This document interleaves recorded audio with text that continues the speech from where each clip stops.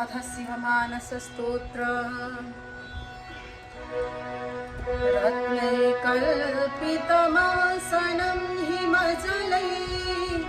स्नानं च दिव्याम्बरम्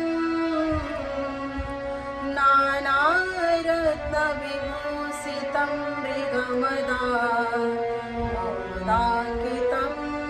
चन्दनम् जातिचम्पकबिल्वपत्ररचितं पुष्पं च धूपं तथा दीपं देवदयानिधे पशुपते कल्पितं प्रियतां सौवर्णेन नवरत्नखण्डरचिते पात्रे घृतं पायसां भक्ष्यं पञ्चविधं पयोदधियुतं रम्भाफलं पानकम् साकानामयुतं जलं रुचिकरं कर्पूरकाण्डोज्ज्वलम् ताम्बूलं मनसा मया विरचितं भक्त्या प्रभो स्वीकुरु छत्रं चामरयूर्युगं व्यजनकं चादर्शकं निर्मलं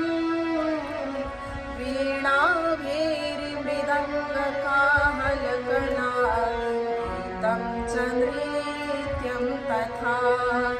साष्टाङ्गं प्रणति स्तुतिर्बहुविधा एतत् समस्तं मया संकल्पेन समर्पितं तव विभो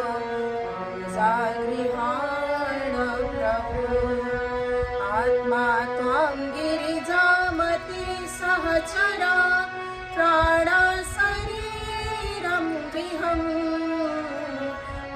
जाते विषयोपभोगरचना निद्रा समाधिस्थिते सञ्चारः पदयो प्रदक्षिणविधिः